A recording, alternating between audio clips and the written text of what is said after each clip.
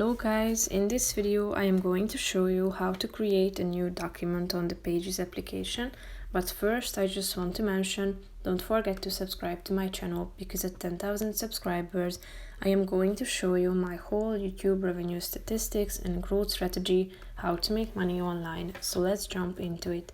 First of all, open the application on your phone, then tap on my phone icon in the location section and tap on create document. Tap on start writing, and now you are ready to start making your document. You have this blank page as you can see, so start typing in. You can select formatting information at the top. You can make your text bold.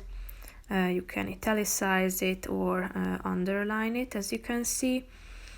You can change the paragraph direction, so you can align it left to the center or to the right side, or justify it. You can add bullet points, as you can see.